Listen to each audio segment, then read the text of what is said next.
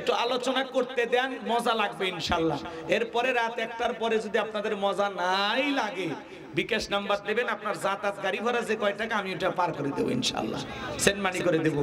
রাগ করতেছেন? তাহলে একটু ধৈর্য নিয়ে বসবেন তো ইনশাআল্লাহ। আর বিশেষ করে হাত তুলে যারা ওয়াদা দিয়েছেন, ওয়াদাটা ঠিক রাখবেন, কারণ ওয়াদা ভঙ্গ করা মুনাফিকের লক্ষণ। আমার বিশ্বাস সিরাজগঞ্জের মাটিতে কোনো মুনাফিকের জায়গা হবে না, কথা বলে ঠিক কিনা?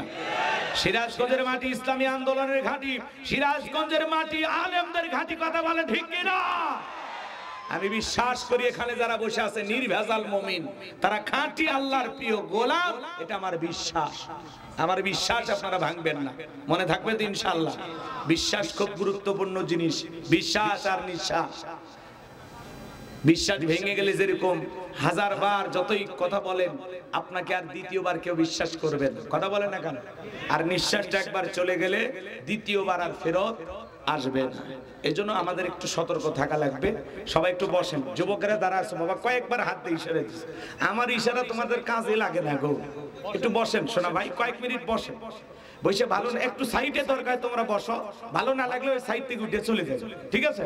বসো বসো, তোমাদের জন্য ওয়াজ হবে তো। আমার সব আয়োজন আপনাদের ঘিরে, কথা বলেন না কেন? যুবকদের ওয়াজ করা দরকার আছে না নাই? কারণ যুবকেরা, এদেরকে যদি আমরা পরিবর্তন করাতে পারি তো পুরো সমাজের চিত্রই পাল্টে যাবে, কথা কোন ঠিক না? এজন্য যুবকদেরকে টার্গেট করে আমি কিছু স্পেশাল আলোচনা মাথার মেমোরিতে সেভ করে রেখেছি। আল্লাহ যদি চাই সময় মতো ডাউনলোড দিয়ে শোনায় দেবো ইনশাআল্লাহ। মা বোন যারা বসে আছেন, মা আপনারাও নিরাশ হবেন না, আপনাদের জন্য স্পেশাল কিছু আলোচনা হওয়া দরকার আছে না নাই? বিশেষ করে যে সমস্ত মা বোনেরা আঁকা বাঁকা পথে চলে, সাপের মতো ব্যাখ্যা হয়ে আছে, কথা বোঝেন নাই? এই যে ব্যাকা হয়ে যারা চলে না, আজকে ওয়াজের মাধ্যমে সেই সমস্ত ব্যাকা মা বোনদের চলার রাস্তা সোজা করা হবে ইনশাআল্লাহ। খালি অপেক্ষা করেন, শুরু করুন। এবার চলেন আমার সঙ্গে সবাই তেলাওয়াত করুন।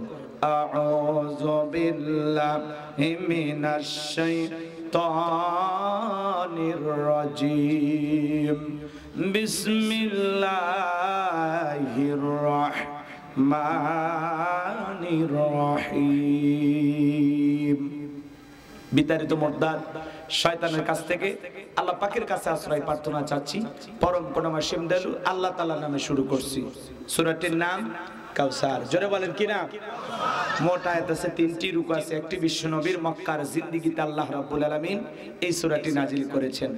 আমরা প্রাণ ভরে সেই সূরা থেকে আলোচনা করব ইনশাআল্লাহ। সকলের মুখস্থ আছে না বাজান? একটু জিহ্বাটা নাড়ায় তিলাওয়াত করুন। ইন্না আ'তাইনাকাল কাউসার ফাসাল্লি লিরাব্বিকা ওয়ানহার ইন্না শানিয়াকা হুয়াল আবতার। আল্লাহু আকবার। যে কোনো আয়াত বা সূরার তাফসীর করতে হলে কোন প্রেক্ষাপটে কোন সময় আল্লাহ তাআলা সেই আয়াতটি বা সূরাটি নাজিল করেছেন, সে নাজিলের প্রেক্ষাপট জানার দরকার আছে না নাই? আরবিতে বলা হয় শানে নজুল। যদি শানে নজুল আলোচনা করা হয় তাহলে তাফসীর বুঝতে সহজ হয়। তাহলে সূরা কাউসার আল্লাহ তাআলা তার হাবিবের উপরে কোন প্রেক্ষাপটে কোন সময় নাজিল করেছেন, সেই নাজিলের সময়কালটা একটু জানার দরকার আছে না নাই? আমি কি বলবো? কষ্ট হবে না তো ইনশাআল্লাহ? একটা তাকবীর দেন। মাঝে মাঝে একটু আমাকে আওয়াজ দিয়ে আপনারা সহযোগিতা করবেন। আমি করব ওয়াজ, আপনারা দেবেন আওয়াজ, জবাব দিবেন ঠিক ঠিক, আলোচনা হবে কমপ্লিট। শ্রোতাদের স্পিরিটে বাড়ে, বক্তার হিট, আলোচনা হবে জায়গা মতো ফিট। আগে বলতাম কিছু আজ প্যান্ডেলে, কিছু আজ অ্যাঙ্গেলে, এখন আর অ্যাঙ্গেলে না, যা বলবো সব ডাইরেক্ট। অ্যাঙ্গেলে বলার দিন শেষ, ডাইরেক্ট বলার বাংলাদেশ। কথা বলেন ঠিক কি না? এখন কি আর ভয় আছে? সেই দিন আছে, আগেই ভয় করিনি, কথা কর। আর এখন তো আমরাই দেশ স্বাধীন করছি, কি কম কি যে স্বাধীন করছি, একটু অপেক্ষা করেন, যদি সুযোগ হয় পরে বলতেছি। রাগ করতেছেন? আজকে তো বাংলাদেশে লকডাউন ছিল, লকডাউন। আরে ভাই সব পিটায় লকডাউন কে পিট ডাউন হয়ে গেছে, আর পাছা পিঠে সোজা করে ফেলেছে, কথা কর রাখে। সেই মা একজন 500 টাকার জন্য আসছে, কয় আমার কোনো দোষ নাই, আমি 500 টাকা পাইছি এই জন্য আসছি। কয় মার মার, সেই মারামারি ভাই, যে পিটান পাবলিক গণপিটুনি দিয়ে সব দিয়ে দিছে। বোঝেন না যে নিষিদ্ধ ছাত্রলীগ, এরা মিছিল বের করছিল আজকে বীরের বেশে, উনি ফিরতেছে, কথা বুঝতে পারতেছেন উনি কে? আচ্ছা বিদেশে বসে নিয়ে একটা হুকুম দিবে আর তোমরা এইভাবে এই দেশে আবার ওইভাবে মাথা ছাড়া দিবা, তো সহজ কথা কর না কেন? এই জন্য বাবা যারা লুকে চাপে আসো ভালোভাবে থাকো, ওই মাঝে মাঝে উকি ঝুঁকি মারবে আর ধরবি আর পাবলিক খালি পিটাবি, কথা কন ঠিক কিনা? কারণ পাবলিকের মাথায় এখনো ঠান্ডা হয়নি, এই দেশের মানুষ এখনো ঘরে ফিরেনি। আবু সাইদ মুক্ত, শেষ হয়নি যুদ্ধ, রাজপথে যদি কেউ বিশৃঙ্খলা করার জন্য হাজির হয় এমন পিটান পিটাবে সেই দিন বুঝবা যে মার কত প্রকারের। আজকে সবগুলো মার খেয়েছে, যে কয়টা বার হয়েছে ভাই সব, কথা কন না আপনারা? লকডাউন শাটডাউন নিয়ে মাঠে নামছো, কই আসছে? কোন দিক দিয়ে আসছে উনি? একটু পরে দাঁড়ান, ওনার কথা হবে। রাগ করতেছেন নাকি আপনারা? 16 বছরের কাজ আজকে আদায় করা হবে, একটু অপেক্ষা করে। ট্রাক চলে কার্টুনের মতো সাজা জয় বাংলা করতেছে। কেরে ভাই এত লুকেশ কে এখন তোরা? আগে মসজিদের মধ্যে 5 জন বসে এক জায়গায় মিটিং করবে, দেয়নি, জঙ্গি কয়ে ধরে নিয়ে গেছে। এই কথা কন নাকি আপনারা? আর এখন ট্রাকের উপরে কার্টুনের মতো বস্তা টস্তা দিয়ে ফিতে ফিতে বাঁধতে কার্টুনের মতো মিছিল করতেছে, চেহারা না দেখা যায়, মাস্ক পরে। কেন ভাই কি হয়েছে? এখনো কি করোনা আছে? বুক খুলে আয় সামনে, কথা কর না কেন? এর জন্য খবরদার, এগুলো উস্কানিতে তোমরা পা দিও না ভাই। তোমরা এদেশের নাগরিক, তোমরা মিলেমিশে থাকো। আপা চলে গেছে, আপার ধান্দা বাদ দিয়ে নতুন করে জীবন শুরু করো, কথা কন ঠিক কিনা? যে মা সন্তানকে ফেলায় আর চলে যায় সে মায়ের দরদ রেখে লাভ আছে? এ কথা কয় না। যে মা সন্তানকেই চিনল না, সন্তানের কথাই ভাবলো না, সেই মায়ের নামে স্লোগান দিয়ে লাভ আছে? তা বুঝেন না কেন? চলে গেছে মা, আফসোস করে আল্লাহ নাই। রাগ করতেছেন আপনারা? সামনে যাই বাজান, অনেক কথা বলবো, শুরুতে এরকম বললে আপনারা রাগ করবেন তাই না? ফাঁকে ফাঁকে খালি মার হবি, ঘাটে ঘাটে, হ্যাঁ ঘাটে ঘাটে দাও আর ধাক্কা মারবো, টের পাবেন। তাহলে আজকে যারা লকডাউন পালন করবে গেছে কি হয়েছে? তাদেরকে পিঠে আর সোজা করতে, সেই মার ভাই থোপনা মোত্তা সোজা করে হেলে দিছে। একজন তো মনে করেন পুলিশের পা ধরছে, আপনি তাড়াতাড়ি নিয়ে যান। পাবলিকের মার, এর নাম কি? জনতা যদি একবার ধোলাই দিবের মাঠে নামে, কি কন? খালি যদি কয়ে পকেট মার, সেই মার। এখন খালি কয় যদি কয়ে ছাত্রলীগ মা, মানে এই নাম শুনলেই মারামারি শুরু হয়ে যায়, কথা কন? হাই রে স্লোগান। এক সময় যারা বললো জামাত শিবির রাজাকা ধরে ধরে জব কর, আর এখন কি তারাই নিষিদ্ধ হল, কথা বললেন না কেন? 7 দিন আগে 5 দিন আগে যাদেরকে নিষিদ্ধ করা হয়েছিল আজকে সমাজে তারাই নিষিদ্ধ। এরকম সমাজ তো আমরা চাইনি। আমরা একটা শান্তির বাংলাদেশ চাই, যেখানে মারামারি থাকবে না, কাটাকাটি থাকবে না, ফিতনা ফাসাদ থাকবে না, রাহাজানি থাকবে না, প্রতিহিংসার রাজনীতি আমরা দেখতে চাই না, কথা বলেন ঠিক কি না? আল্লাহ জমিনের শান্তি ফিরায় দেন, এদেশের শান্তি ফিরায় দেন, জোরে কোন আমিন। তাহলে ভাইরা আমার, কোন প্রেক্ষাপটে আল্লাহর হাবিবের উপরে এই সূরাটি নাজিল করেছেন আল্লাহ তাআলা, সেই সময়কালটা একটু তুলে ধরবো তো ইনশাআল্লাহ। একবার তাকবীর দেন, লিল্লাহি তাকবীর। সম্মানিত ভাইরা আমার, বিশ্ব নবীর প্রিয় সাহাবী হযরতে আনাস রাদিয়াল্লাহু তাআলা আনহু বলেন, নবীজি কাবার হাতিমে হেলান দিয়া বসা, আমি তাকায় দেখি নবীজির মনটা ভীষণ খারাপ, মুখটা মলিন, চোখের কোণা দিয়া অশ্রু ঝরতেছে। হযরতে আনাস ডেকে বলেন, কিছুটা সময় অতিবাহিত হয়ে যাওয়ার পরে আমি তাকায় দেখি আমার নবীজি মুস্কি মুস্কি হাসতেছেন, বলুন সুবহানাল্লাহ। হযরতে আনাস ডেকে বলেন, নবী গো, এই মাত্র দেখলাম আপনার মুখটা মলিন, চোখের কোণা দিয়ে অশ্রু ঝরতেছে, আবার কেনই বা মুস্কি মুস্কি হাসেন? আমার নবী কেন কাঁদেন, কেন হাসেন? এর পেছনে রহস্য আছে না নাই? নবীজির কান্না করার কারণ হলো নবীজির কলিজার টুকরা ছেলে সন্তানগুলো জন্ম নেয় আর একে একে ছেলে সন্তানগুলো মারা যায়। আবুল কাসেম মারা যায়, আবু তাকের মারা যায়, ইব্রাহিম মারা যায়। বাবা হিসাবে নবীর মনে কষ্ট লাগে কিনা? ছেলেগুলো জন্ম নেয় আর একে একে মারা যায়। নবীজির কাছের চাচা নাম হলো আবু লাহাব, ডেকে বলে ভাতিজা তোমার বংশে ভাতিজারানো কেউ থাকলো না, তুমি একটা লেজ কাটা, তুমি একটা নির্বংশ, তুমি একটা হাত করে জোরে কন্যা উযুবিল্লাহ। যদিও রাসূলের চারটা কন্যা সন্তান জীবিত ছিল, কিন্তু ছেলেগুলো জন্ম নেয় আর একে একে মারা যায়।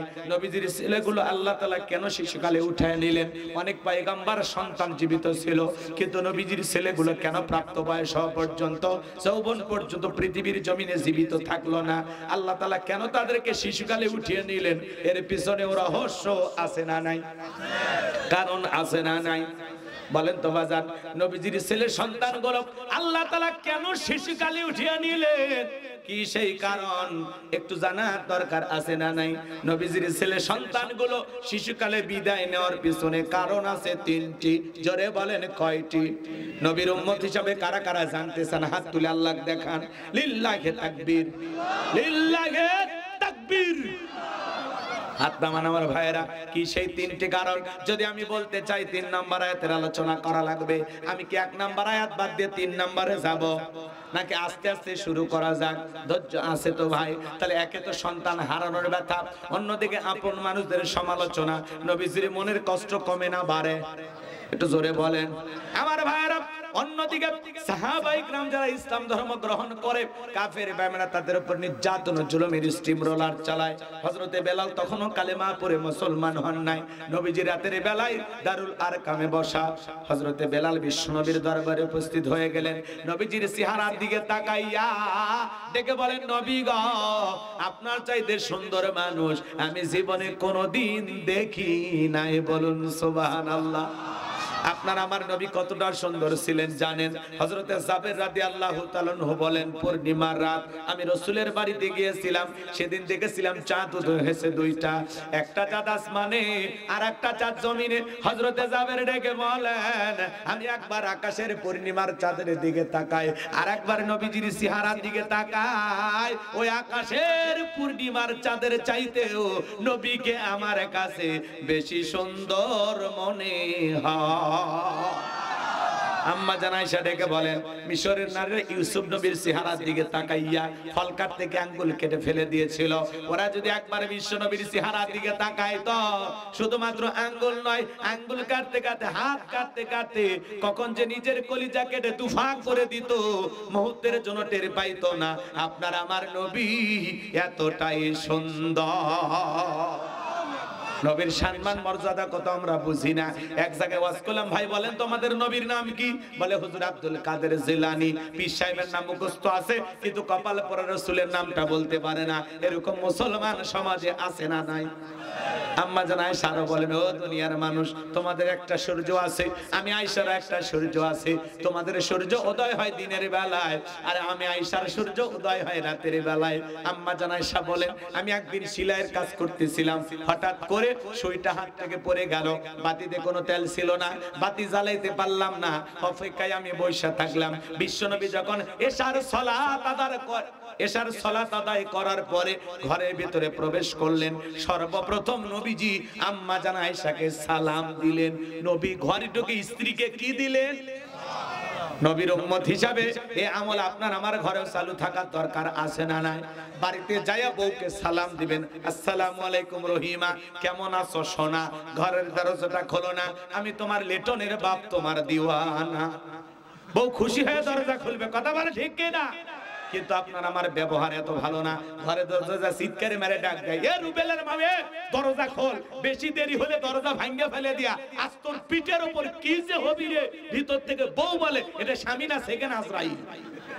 আছে না নাই? আছে না নাই? এ যুবকের দল, ভালো করে কথাগুলো বুঝবেন বাজান। আজকে সকালবেলা বিয়ে হয়, সন্ধ্যায় তালাক, সন্ধ্যায় বিয়ে, সকালে তালাক। দাম্পত্য জীবনে কোনো সুখ আর শান্তি নাই। এর কারণ আছে না নাই? শোনেন, স্বামী স্ত্রীর মধ্যে সালাম আদান প্রদান হলে আল্লাহর পক্ষ থেকে রহমত নাজিল হয়। সুবহানাল্লাহ বলবেন না? আচ্ছা, সুবহানাল্লাহ এত কষ্ট করে বলা লাগে কেন?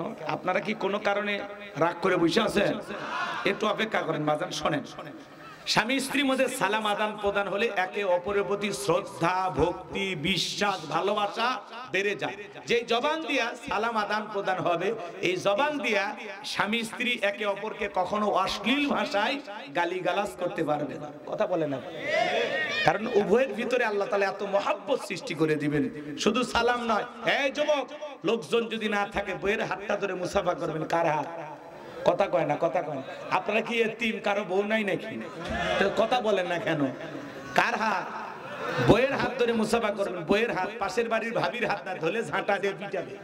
নিজের বউকে দেখে সালাম বের হয় না, পাশের বাড়ির ভাবিকে দেখে সালাম উতলে বের হয়। আসসালামু আলাইকুম ভাবি, কেমন আছেন? ভাইয়ের তো ভুলেই গেছেন, ফাঁকা থাকলে মিস কল দিবেন, মনের কিছু কথা বলবো। ওরে শয়তান, আছে না নাই?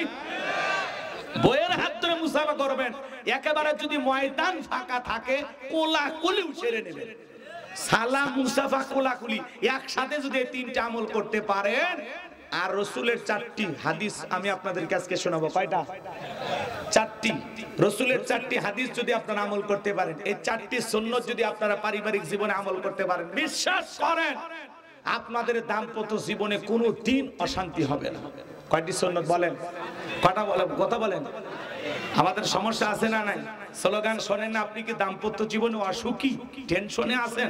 আপনার টেনশন দূর করার ওষুধ কয়টা? 4টা। রসুলের 4টি সুন্নাত যদি আপনারা দাম্পত্য জীবনে আমল করতে পারেন, বিশ্বাস করেন মৃত্যু পর্যন্ত সম্পর্ক টিকে থাকার গ্যারান্টি। কি 4টি সুন্নাত কি কি শুনবেন?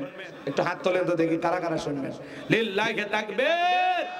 হাত নামান আমার ভাইয়েরা। এখন যদি আমি সুন্নাতগুলো নিয়ে আলোচনা শুরু করি, এলোমেলো হয়ে যাবে।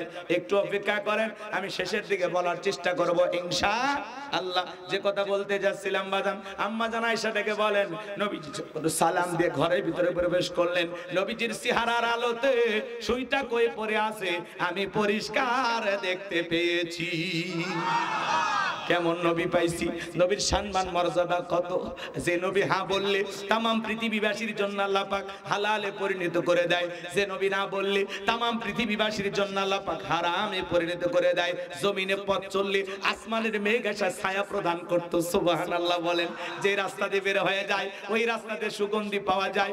ওযু করলে নবীজির ওযুর পানি দিয়ে সুঘ্রাণ পাওয়া যায়। বলুন সুবহানাল্লাহ। নবীজি যখন ঘেমে যেতেন, আম্মা জানেরা নবীজির দেখে ঘামগুলো শিশির ভিতরে জমা রাখতেন। বিশেষ দিনে নবীজির দেখে ঘামগুলো সুগন্ধি হিসাবে ব্যবহার করা হতো।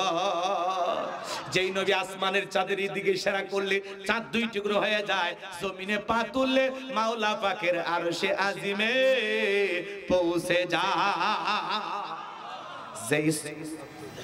যেই ছাগলের স্তনে দুধ নাই, নবীজি হাতটা লাগায় দিলে দুধে পরিপূর্ণ হয়ে যায়।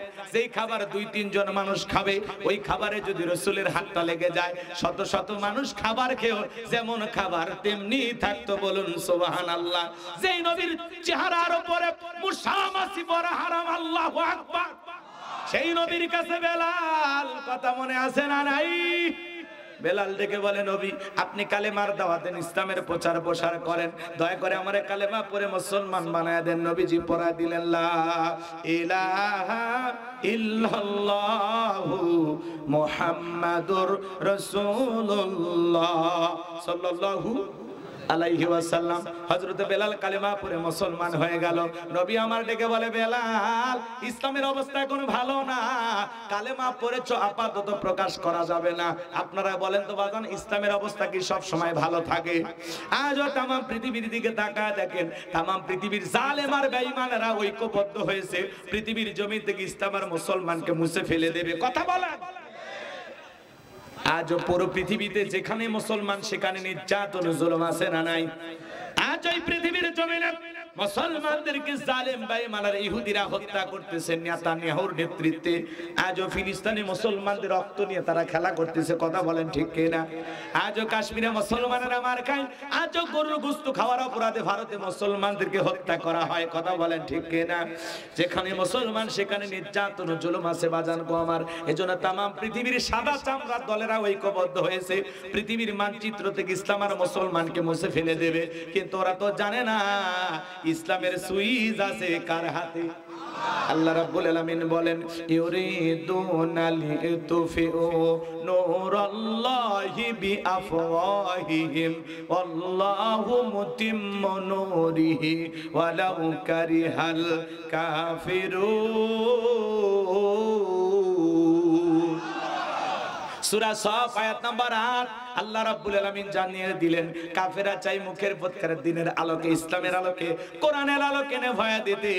আমার আল্লাহ ডেকে বলেন আল্লাহু মুতিম্মু নূরিহি, এই জমিনে দিনের আলোকে, ইসলামের আলোকে, কোরআনের আলোকে আমি আল্লাহ রাব্বুল আলামিন প্রতিষ্ঠিত করে ছাড়ব। যদিও কাফের বেঈমানদের অন্তরে যত ধরনের জ্বালা যন্ত্রণা হোক না কেন, বলেন আল্লাহু আকবার। আমার যারাই মুসলমানের রক্ত নিয়ে খেলা করবে, ওই জালেমদের জায়গা পৃথিবীর জমিনে হবে না। নমরুদ ইসলামকে ঠেকানোর চেষ্টা করেছিল, পারে নাই। ফেরাউন চেষ্টা করেছিল, পারে নাই।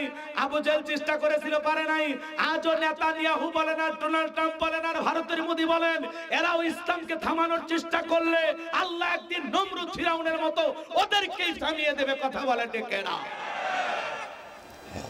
এদেশেও দেখলেন না যারা শাপলা চত্বরে আলেমদেরকে হত্যা করেছিল, নিরীহ আলেমদেরকে ফাঁসির দড়িতে ঝুলিয়েছিল, অসংখ্য মানুষকে মিথ্যা মামলা হামলা দিয়ে জেলখানায় বন্দী করে রেখেছিল, যাদের হাতে মুসলমানের রক্ত লেগেছিল, ছোট্ট শিশুকে পর্যন্ত যারা হত্যা করেছিল, বলেন তো আজকে তারা ক্ষমতার চেয়ারে আসে? শুধুমাত্র মানুষের উপরে অবিচার করার কারণে, নির্বিচারে মানুষকে হত্যা করার কারণে, আলেমদেরকে লাঞ্ছিত করার কারণে আল্লাহ পুরো পৃথিবীর সামনে ওদেরকে লাঞ্ছিত করেছেন। আপনি কি বলেন?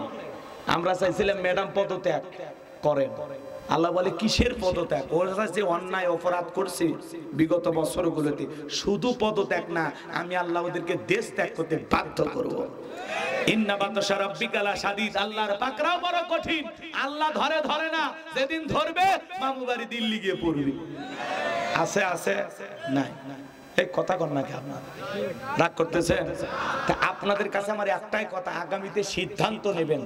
আর যাই হোক, কোন নারীকে এই দেশের প্রধানমন্ত্রী বানানো যাবে না। কারণ মেয়েদের রাগ বেশি, জেদ বেশি।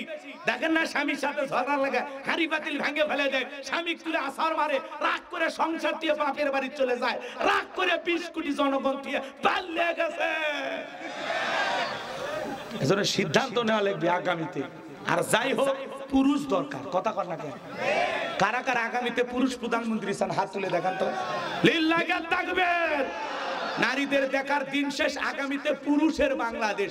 পুরুষ হবে আমাদের নেতা। মেয়ে মানুষের জ্বালা যন্ত্রণা আর সহ্য হলো, এখন পুরুষ দরকার। কি কয়? তারা ঘরেও জ্বালায়, বাইরে জ্বালায়। কথা কম।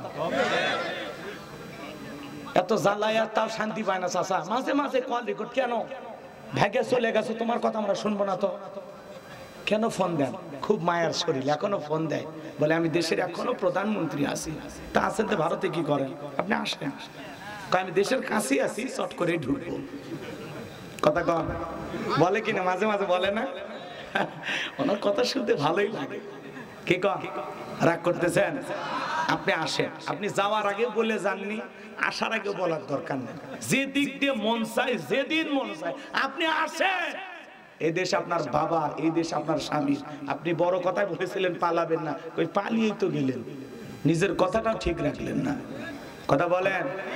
দেশ নেত্রী বেগম খালেদা জিয়া অসুস্থ হয়ে দেশে পড়েছিলেন, এই বয়সে জেল খেটেছেন, তাও দেশ ছেড়ে যায়নি বাপের বেটি। কথা কন না কেন?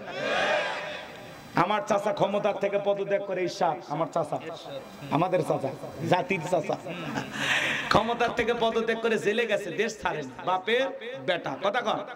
উনিও যদি জেলখানায় যাইতেন, অন্তত ওনার নেতা কর্মী এই যে চোরের মতো মিছিল না করে, ওরা তো বলতে পারতো জেলের তালা ভাঙবো, নেত্রীকে বের করে আনবো, মিছিলটাও করবে, দিল না। কথা করতেছেন আপনারা? উনি মাঝে মাঝে আসতে চাই, আমরা আবার ডাকি, বুবু আহিবা, তুমি আইবা গো, সেই দিন আইসা বুবু ক্ষমতা পাইবা না। ও বুবু আহিবা, তুমি আইবা গো, সেই দিন আইসা বুবু ক্ষমতা পাইবা না।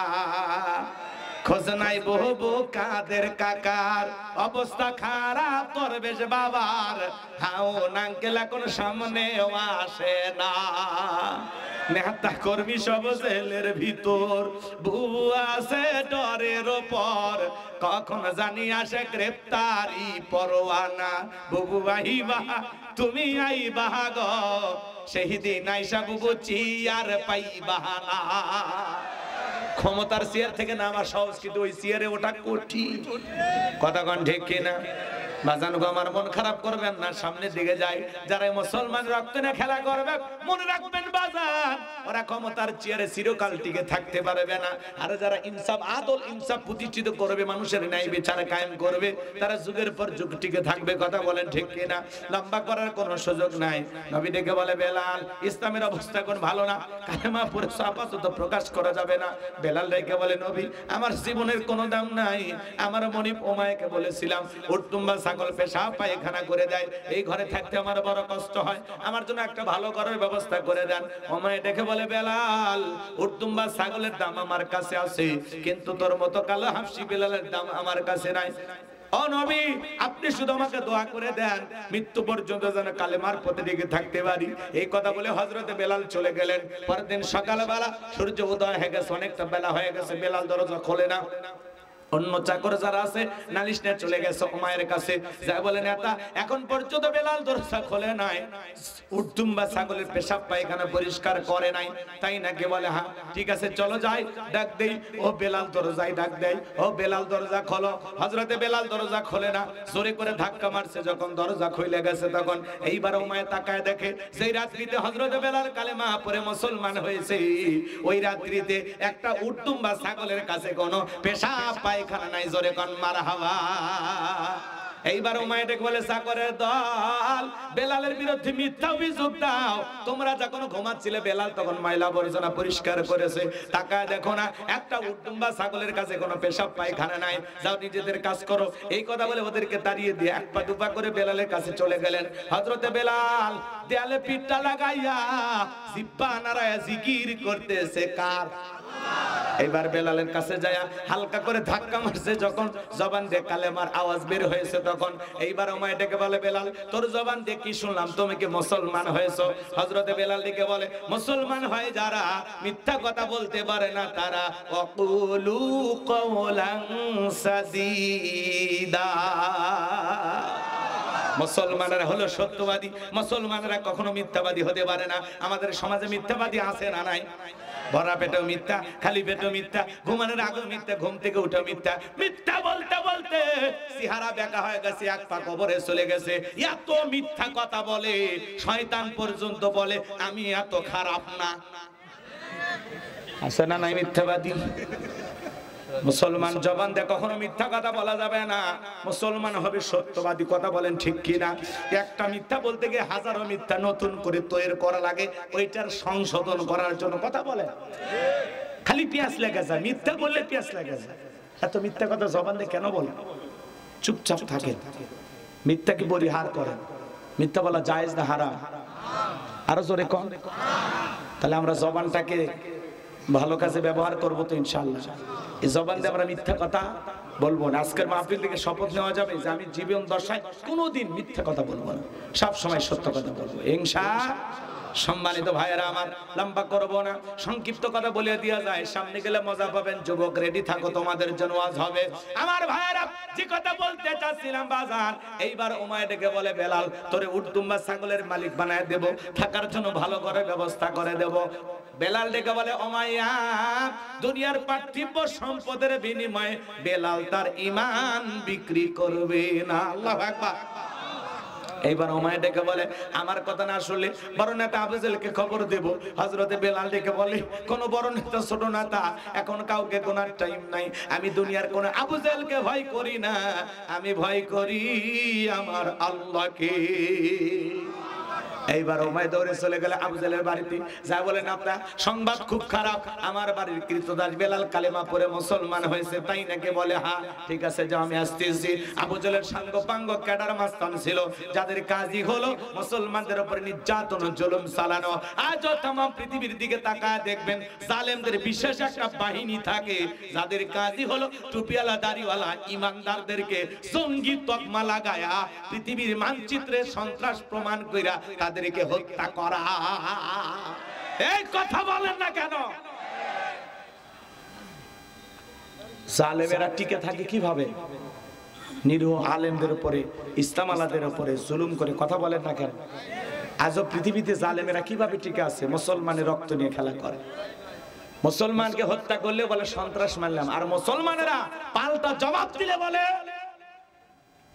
নিরীহ মানুষ মারছে। তোমরা মারলে, মুসলমান মারলে কয় সন্ত্রাসী মারছে। বুঝেন নাই? মুসলমানকে ওরা মানুষের কাতারেই মনে করে না। এরকম জালেম পৃথিবীতে আছে না নাই? তাছাড়া আজকে জাতিসংঘ বলেন পৃথিবীতে এত বড় বড় রাষ্ট্র আছে, কেউ মুখ ফুটে কথা বলে না একটা নিরীহ শিশুকে কিভাবে হত্যা করা হচ্ছে। কথা বলেন ঠিক কিনা? আসমানের দিকে শিশুটাকে এরকম ছুঁড়ে মারা হচ্ছে, নিচে তরবারি ধরা হচ্ছে, দুই টুকরো হয়ে জমিনে পড়ে যাচ্ছে।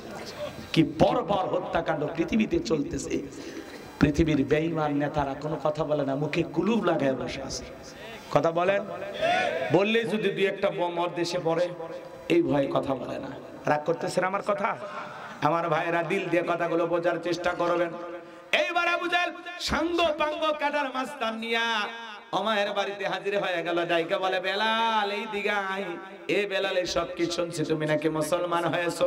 হযরতে বেলাল ডেকে বলে গতকাল রাত্রিতে নবীজির হাতে হাত রেখে আমি কালেমা পড়ে মুসলমান হয়েছি, তাই নাকি? বলে হ্যাঁ। বেলাল তাহলে শুনে নে, আমি তোরে পার্সোনাল মহব্বত করি, তোর উপর একটা বিশেষ নজর ভালোবাসা কাজ করে।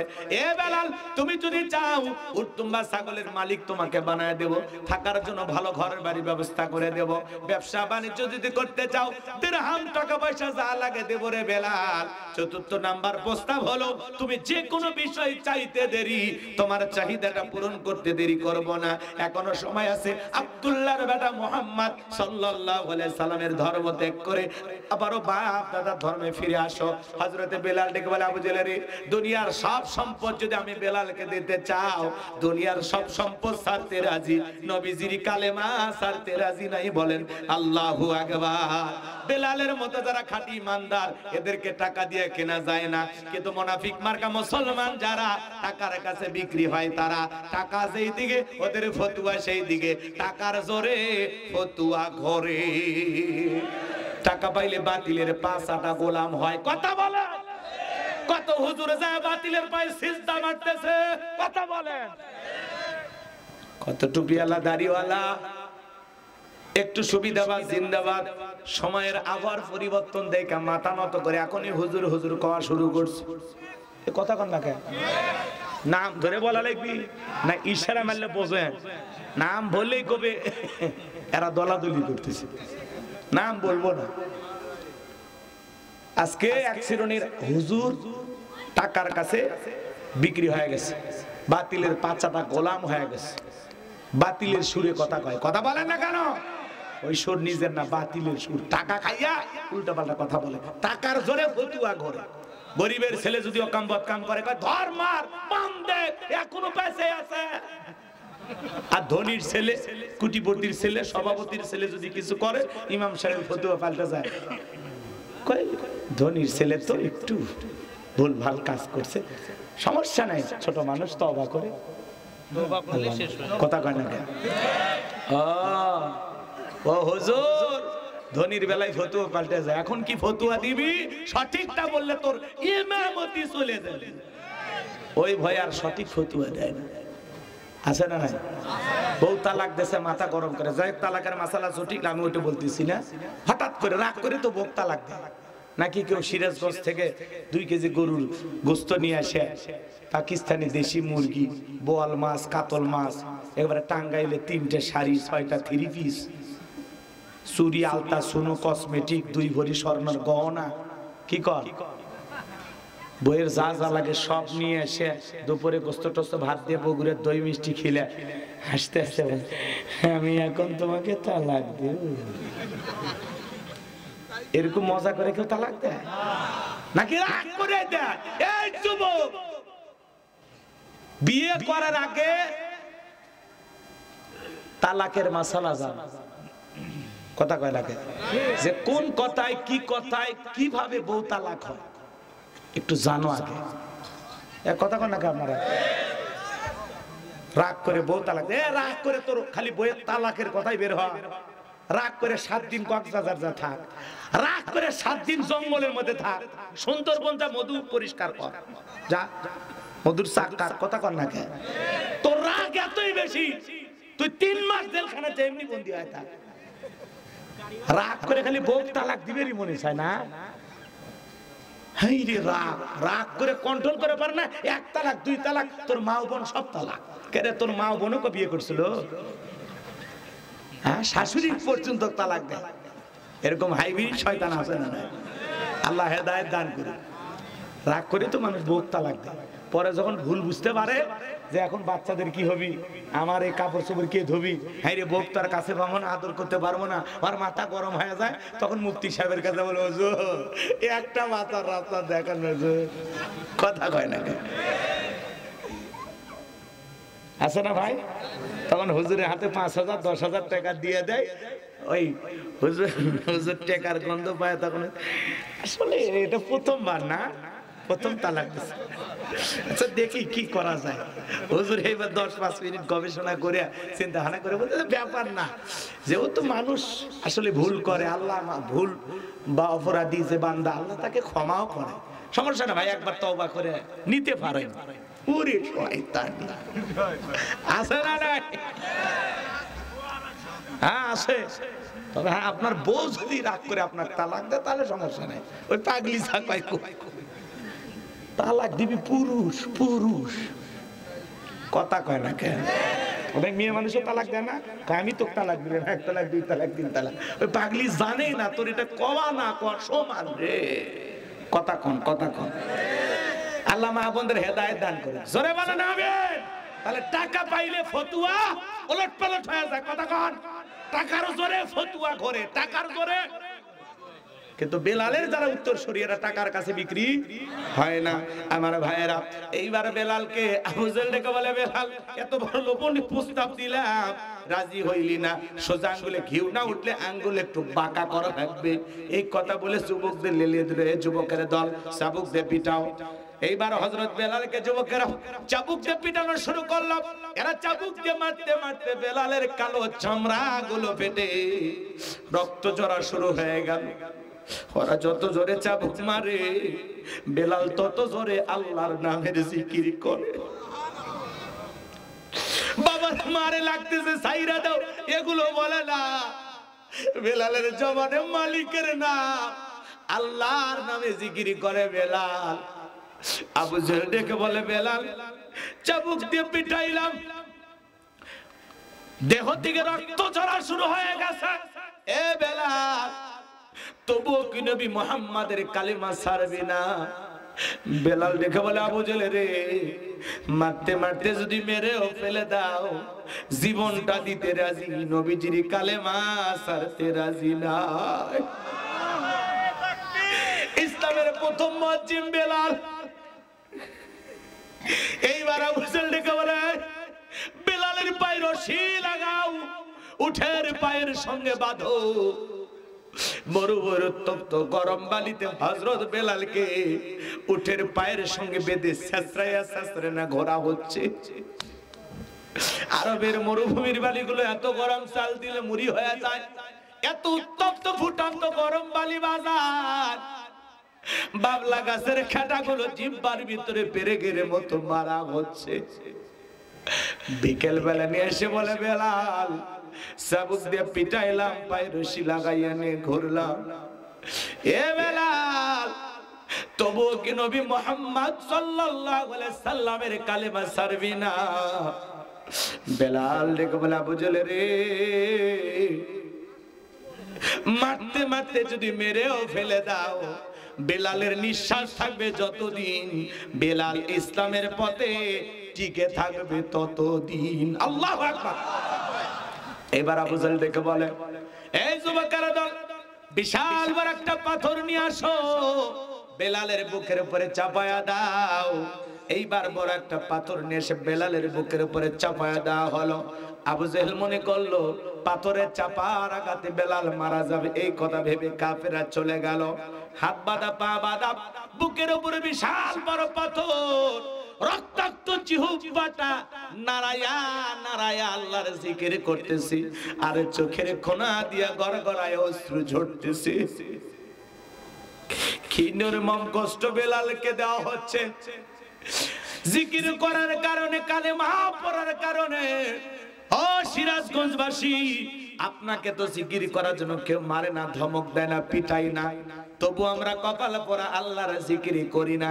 হাদিস শরীফের ভিতরে আসছে বাজান, যার জিহ্বাটা আল্লাহর জিকিরে ভিজা থাকে, আল্লাহর জিকিরে তরুতাজা থাকে, ওই জিহ্বাওয়ালা মানুষ কোনদিন জাহান্নামের আগুনে জ্বলবে না। বলুন সুবহানাল্লাহ। ফাযকুরুনি আযকুরুকুম ওয়াশকুরুলি ওয়ালা তাকফুরুন। বান্দা তোমরা আমাকে স্মরণ করো, আমি আল্লাহ তোমাদেরকে স্মরণ করব। কৃতজ্ঞতা প্রকাশ করো, অকৃতজ্ঞ হয়ো না। হযরতে বেলাল চোখের পানি ছেড়ে কাঁদে, রক্তাক্ত জিহ্বা নাড়ায় আল্লাহর জিকির করে, আর ডেকে বলে, আল্লাহ তুমি তো সে আল্লাহ, ইব্রাহিমের জন্য যদি নমরুদের আগুনকে ফুলের বাগান বানায় দিতে পারো, ও আল্লাহ তুমি কি পারো না আমি বেলালের বুকের পাথরটাকে তুলার মতো নরম বানায় দিতে? আমার বুকের উপরে পাথর থাকার কারণে তোমার মতো মালিকের জিকিরি করতে বড় কষ্ট হয়।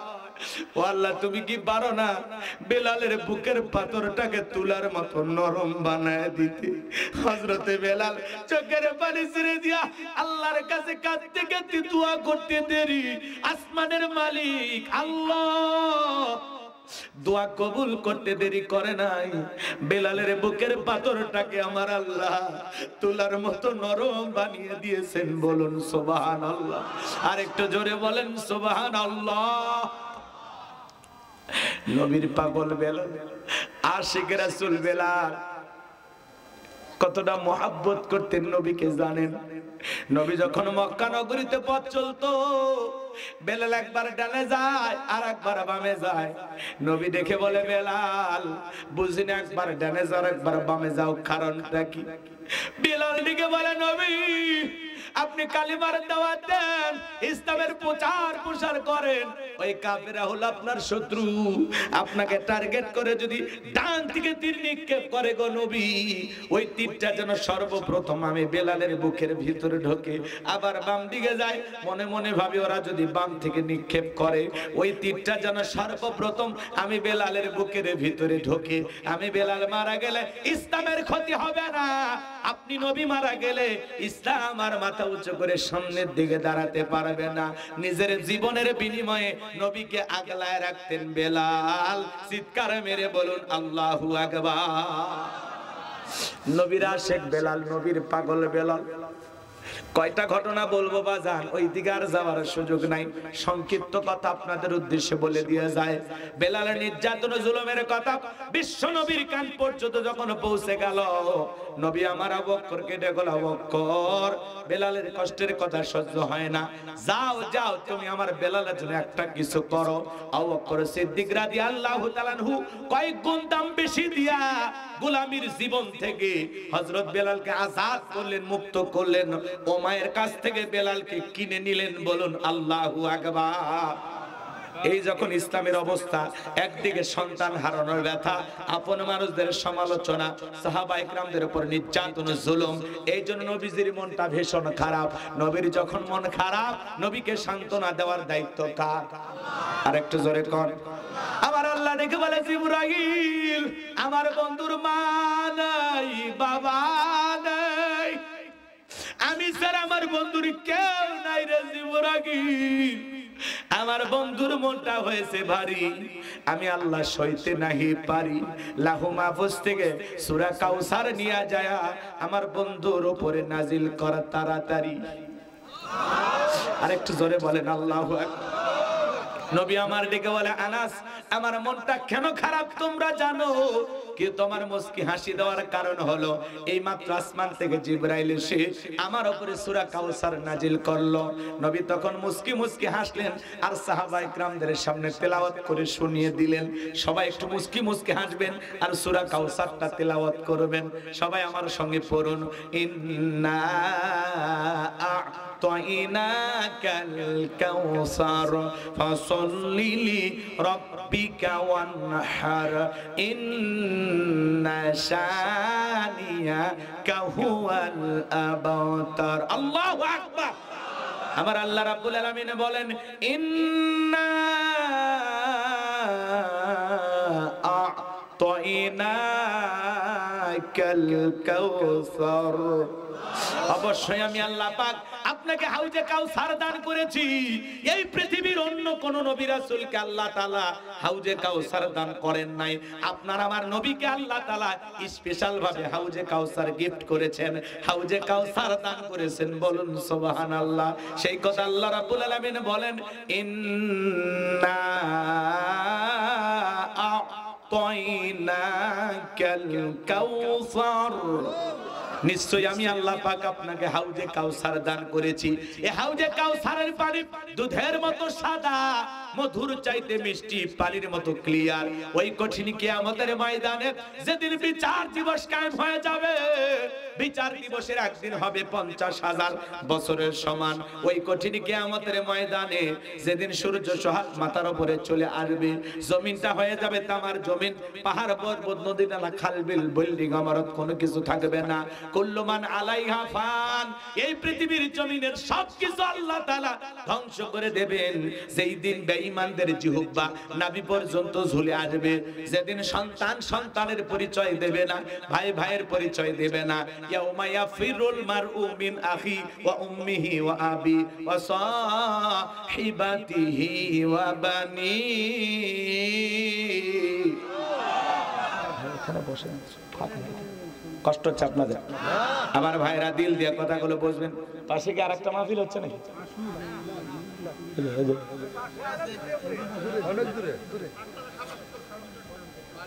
কষ্ট হচ্ছে আপনাদের? এ ভাই বসে কি করবেন? এই 30টা মিনিট কেউ উঠেন না, খুবই গুরুত্বপূর্ণ এই 30 মিনিট। উঠেন না, উঠেন না, একটু শোনেন বাজান, কারণ এখন আমরা মূল জায়গায় প্রবেশ করেছি। খুবই গুরুত্বপূর্ণ আপনাদের জন্য। এখান থেকে কিছু মেসেজ পাবেন, যেটা কষ্ট করে মাহফিল আসছেন কিছু নিয়ে যাবেন না, এখন দিচ্ছি সেই জিনিস দিচ্ছি, খালি রিসিভ করেন, ব্যাগ ভরান, বাড়িতে নিয়ে যায় আমল করবেন ইনশাআল্লাহ। বলেন আমার কথাটা শোনেন বাজান। ইয়াউমা ইয়াফিরুল মারউ মিন আখি ওয়া উম্মিহি ওয়া আবি ওয়া সাহিবাতিহি ওয়া বানি। সেদিন ভাই ভাইয়ের কাছ থেকে পালিয়ে যাবে, মাতা পিতা সন্তানের কাছ থেকে পালিয়ে যাবে, স্ত্রী স্বামীর কাছ থেকে পালিয়ে যাবে। ওই কঠিন কিয়ামতের ময়দানে কেউ কারো উপকারে আসবে না, করবে না। ওই কিয়ামতের ভয়াবহ ময়দানে, ওই কঠিন দিনে আল্লাহর আরশের ছায়া ছাড়া আর কোনো ছায়া থাকবে না। ওই ছায়ার ভিতরে আল্লাহ পাক শাস্তিহীন মানুষকে ছায়া দান করবেন। এই যে রঞ্জু ভাইয়ের মতো, পলাশ ভাইয়ের মতো যারা দান করে আল্লাহকে রাজি খুশি করার জন্য, দু হাতে বিলিয়ে দেয়, যারা ন্যায় পরণ বাদশা, ওইটা একটা আলাদা হাদিস সুন্দর করে বললে আপনারা ভালো পাইতেন, শুনতে ভালো লাগতো। কষ্ট হচ্ছে আপনাদের? 7 শ্রেণীর মানুষ, এই 7 শ্রেণীর স্পেশাল মানুষদেরকে আল্লাহ রাব্বুল আলামিন ওই কিয়ামতের ময়দানে তার আরশের নিচে ছায়া দান করবেন। যারা দানকারী তাদেরকে আল্লাহ ছায়া দিবেন। সুবহানাল্লাহ বলেন। তাহলে আপনারা যারা দান করছেন ঠকছেন? বলেন ঠকছেন? ঠকেন না। এটা হলো আল্লাহ তাআলার কিয়ামতের ময়দানে আল্লাহ তৈরি করা ভিআইপি গ্যালারি। কিয়ামতের ময়দান হলো ফাইনাল খেলার মাঠ, আর ওটা হলো আল্লাহ তৈরি করা কি কথা কয় না ভিআইপি গ্যালারি। এখানে শুধুমাত্র ওই 7 শ্রেণীর মানুষকে আল্লাহ ছায়া দিবেন। এরপরে মানুষ পানি পানি বলে চিৎকার মারবে, তলে তলে মানুষ বিশ্ব নবীর দিকে রওনা করবেন। নবীজি হাউজে কাউসারের পেয়ালা নিয়ে দাঁড়িয়ে থাকবেন। কিছু মানুষের চোখের সামনে আল্লাহ রাব্বুল আলামিন পর্দার আবরণ তৈরি করে দেবেন। মানুষের সংখ্যা যখন কমে যাবে, আল্লাহ রাসূল তখন আল্লাহকে বলবেন, আল্লাহ সংখ্যায় আমি আমার অনেক উম্মতকে দেখতে পাইলাম, কেন জানি সংখ্যাটা কমে গেল বুঝতে পারলাম না। আমার আল্লাহ তখন ডেকে বলবে, বন্ধু পাইকারি দরে আপনি সবাইকে হাউজে কাউসারের পানি পান করাইতে পারবেন না। দুনিয়ার জীবনে দুইটি অপরাধ করেছিল যারা, আপনার হাতে আজকে কিয়ামতের ময়দানে হাউজে কাউসারের পানি পাবে না তারা। কয়টা অপরাধ? এটা কি বেঈমানের না ইমানদারের? ইমানদারের অপরাধ। বেঈমানের তো পানির ধারেই নেই, তো বিনা হিসাবে জাহান্নাম। কথা কয় না কেন? কিছু মানুষের সামনে যারা হলো ইমানদার, তাদের চোখের সামনে আল্লাহ পর্দার আবরণ তৈরি করে দিবেন, তারা রসুলকে দেখতেও পাবে না, হাউজে কাউসারের পিয়ালা পর্যন্ত পৌঁছাইতেও পারবে না। শুধু দুইটা অপরাধ করার কারণে, মাত্র দুইটা অপরাধ। জানার দরকার নাই? বলতে পারবেন কেউ? তাহলে জানার দরকার আছে? আমাদের ভিতরে থাকতে পারে, আমি বক্তার ভিতরেও থাকতে পারে। ওই দুইটা অপরাধ কি শুনবেন তো ইনশাআল্লাহ। আমার ভাইয়েরা, আল্লাহ ডেকে বলবেন, নবী দুইটি অপরাধ করেছে যারা, আপনার হাতে হাউজে কাউসারের পানি পাবে না তারা। নবী হাউজে কাউসারের পিয়ালানে দাঁড়িয়ে থাকবেন।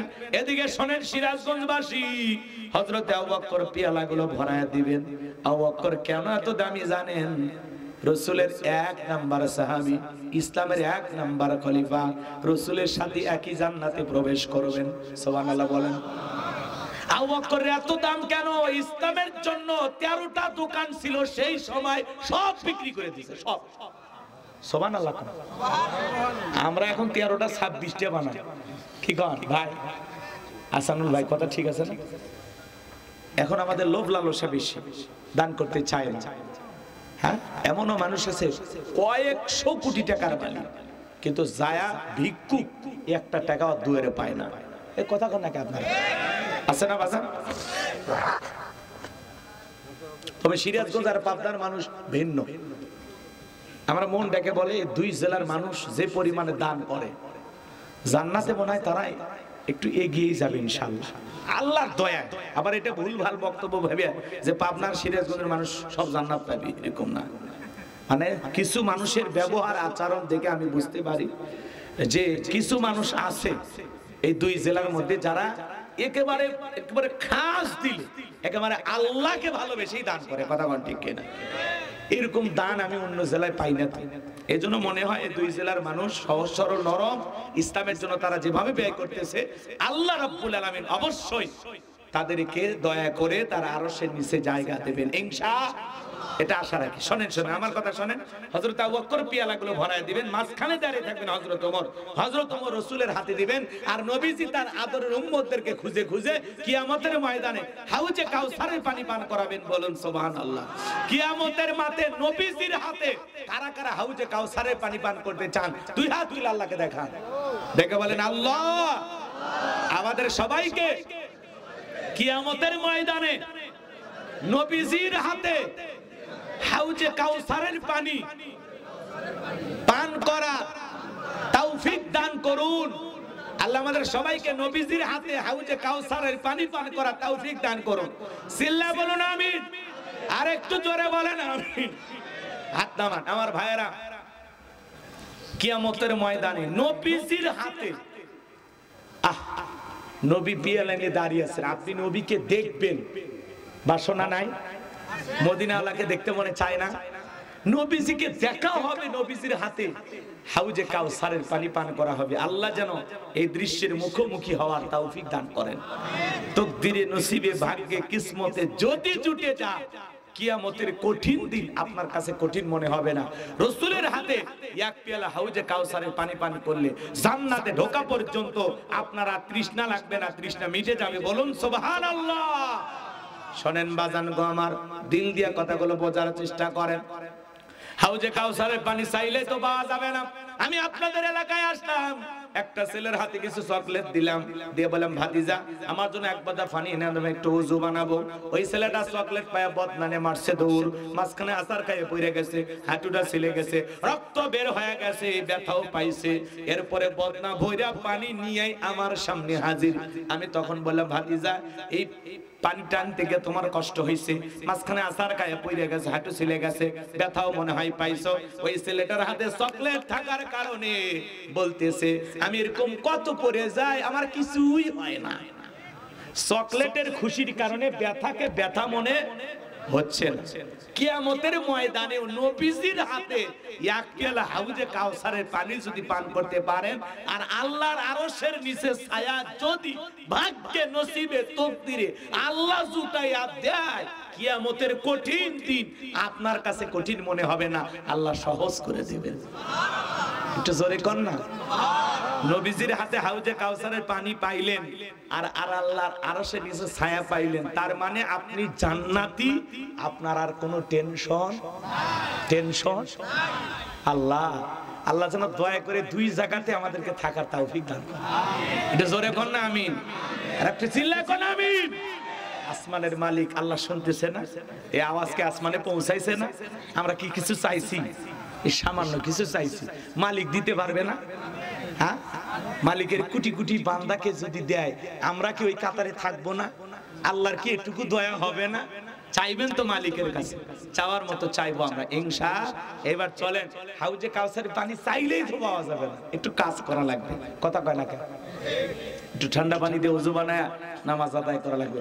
হঠাৎ করে কেউ যদি নামাজ ধরে, কিছু কিছু পুরাতন মুসল্লি নতুন নামাজি হঠাৎ করে মসজিদে নামাজ পড়তে গেছে, একে দেখে ঠাট্টা বিদ্রুপ করে, হাসি তামাশা করে, উত্তর পাড়ার বাদশা আজকে মসজিদে সূর্য কোন দিক উঠছে, আছে না নাই? ও চাচা মিয়া, আপনি তো দাওয়াত দিয়ে 5 জনকে মসজিদে আনতে পারেন না, হঠাৎ করে একটা লোক নামাজ ধরেছে, আপনি এখন বলতেছেন নামাজ পড়বি না 2 দিন পরে আবার ছাড়িয়ে দিবি, আল্লাহর সাথে তামাশা করিস না। আপনার এই বক্তব্য শুনে ওই লোকটা যদি মনে কষ্ট পাইয়া পরের দিন থেকে আর নামাজে না আসে, আল্লাহর কাছে কি জবাব দেবেন? কথা বলেন না কেন? আপনি মুসলমান, আপনার এই আচরণ মানান যায় না, আপনার সাথে আচরণ যায় না। কেউ একজন মসজিদে হঠাৎ করে নামাজ পড়তে আসছে, দেখে খুশি হন, আল্লাহর কাছে দোয়া করেন যে ভাতিজা তুমি মসজিদে আসছো, আল্লাহর কাছে দোয়া করি আল্লাহ যেন তোমাকে 5 ওয়াক্ত সালাত মসজিদে এসে জামাতের সহিত আদায় করা তৌফিক দান করেন। আপনি দোয়া করেন, ভালোবেসে বুকে টানেন, কোলাকুলি করেন, আসরের নামাজ পড়ে বেলকুচি বাজারে যা কাপ চা খান, যে ভাতিজা আজকে চা খাও, কথা বলেন না কেন? আপনার এরকম আচরণ হল, আপনি খুশি হবেন যে একজন মুসল্লি বাইরে গেছে, একজন বেনামাজি নামাজি হয়েছে, কথা বলেন, আর আপনি সমালোচনা করেন। সাবধান হয়ে যান মুরব্বী, সাবধান হয়ে যান, আপনার ব্যবহারে কোন ইমানদার যেন কষ্ট না পায়। কথা বলেন না কেন? ওই 1 ওয়াক্ত নামাজ পড়বেন না 2 ওয়াক্ত পড়বেন, ওর ব্যাপার, পারলে দোয়া করেন, কিন্তু বাজে কোনো বিরূপ মন্তব্য করবেন না। আপনার এমন কোনো কথা বলা যাবে না যেই কথায় ওই নতুন নামাজি যে নামাজ পড়তে এসেছে তার হৃদয়ে ব্যথা লাগে, এমন শব্দ উচ্চারণ করা যাবে না। কথা ক্লিয়ার না? ভেজাল আছে? যুবক বয়সে দাঁড়িয়ে রাখছে, এটা নিয়ে সমালোচনা করে, এই বয়সে দাঁড়িয়ে রেখে বউ নিয়ে ঘুরতে গেছে, ভাই ভাবি আসসালামু আলাইকুম, সাথে চাচার খবর কি? বাড়িতে এসে বউ রাগ করে, তোমার সাথে বাহিরে যাওয়া যায় কেন? ভাই আমার এটাকে ভাবি আর তোমারটাকে চাচা। যেই বউ নবীর সুন্নত দাড়িকে মহাব্বত করে না, ওই বউ আপনাকে 100% ভালোবাসা দিতে পারে না। কথা বলে ঠিক না? এই পৃথিবীর সকল নবীদের মুখে দাড়ি ছিল, দাড়ি রাখলে পুরুষকে পুরুষের মতো লাগে, কথা বলেন। আর দাড়ি ছাড়া পুরুষকে, মহিলারও দাড়ি নাই, পুরুষেরও দাড়ি নেই। 60-70 বছর বয়স হয়ে গেছে, তারপরে সেলুনের জায়গায় মারিয়ে দিই।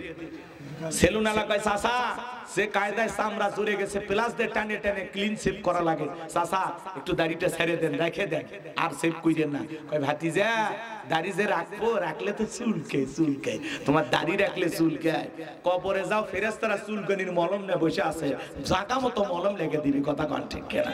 কেরে ভাই খালি দাড়িতে চুলকায় না, ইটি উটি সব জায়গায় চুলকায়, তাহলে মানে তোমার অ্যালার্জি আছে, চিকিৎসা করো ভালো হবে। খালি দাড়িতে চুলকায় না অন্য জায়গাতে চুলকায়? সব দোষ দাড়ি না। রাখবা মুখে দাড়ি, আল্লাহ বানায় দিবে জান্নাতে বাড়ি। আমিন কম।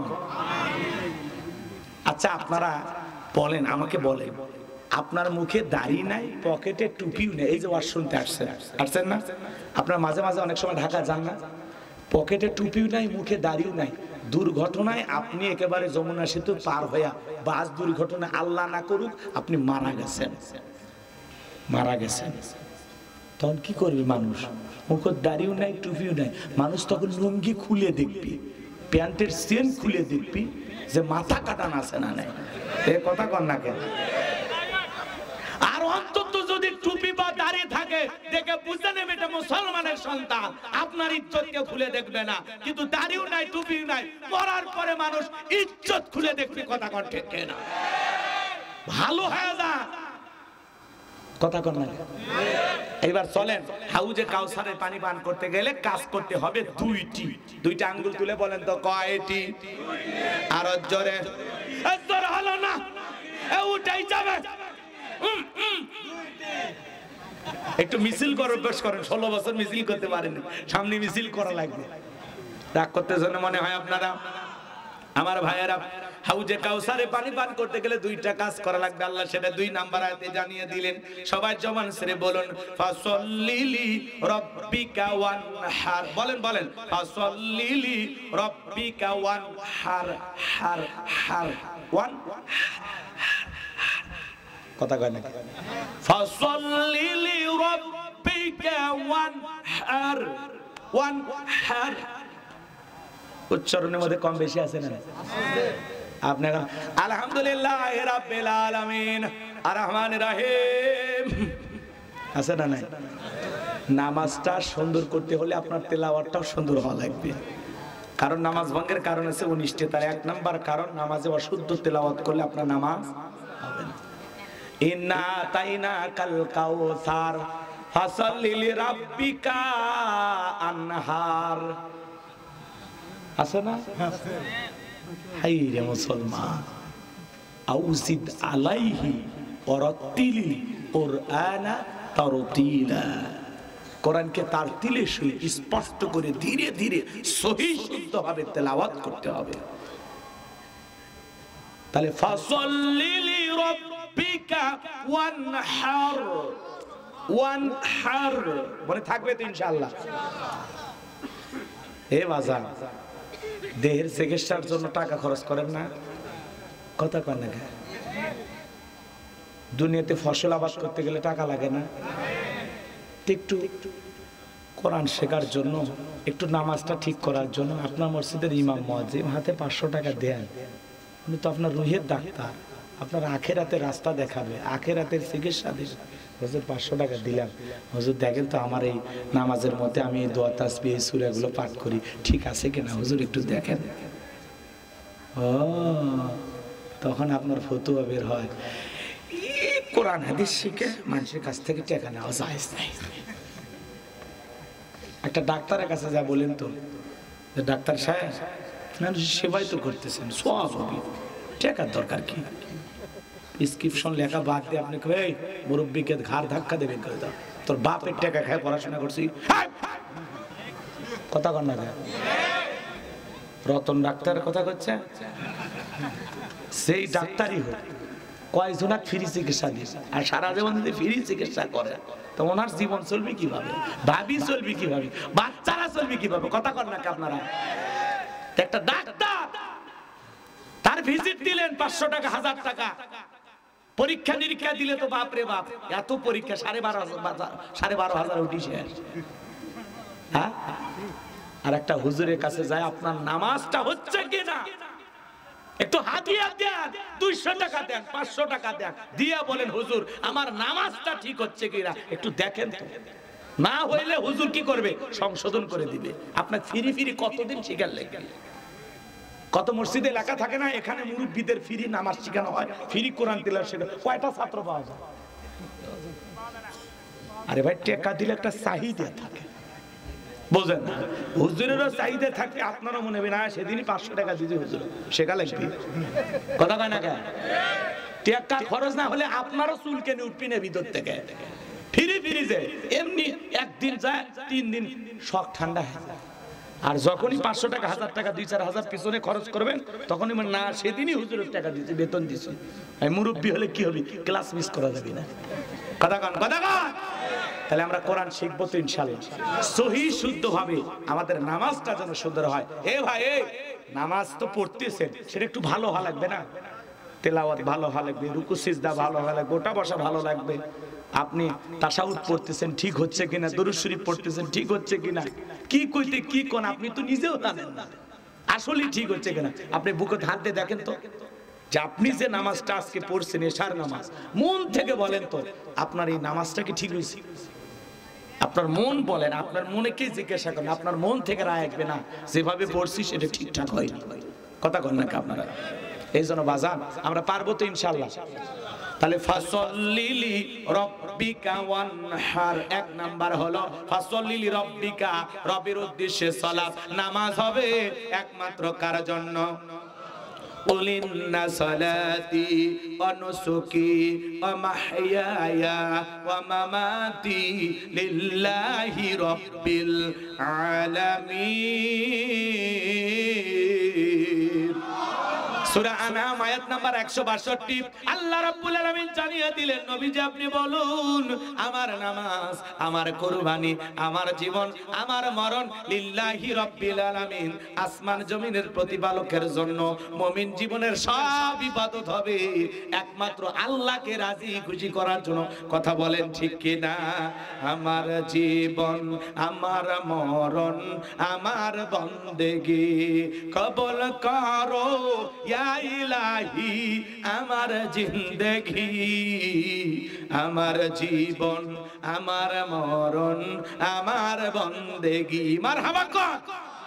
তাহলে নামাজ কার জন্য? ফাসল্লিলি রব্বিকা, রবের উদ্দেশ্যে সালাত নামাজ হবে একমাত্র আল্লাহকে রাজি খুশি করার জন্য। কথা কর না কেন?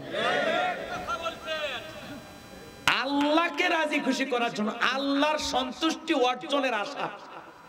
নামাজ নামাজের মতো হওয়া লাগবে, নামাজটা সুন্দর হওয়াই লাগবে। কথা কর।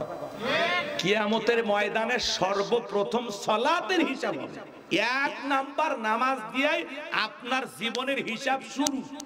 তাহলে শুরুটা ভালো হওয়া লাগবে না?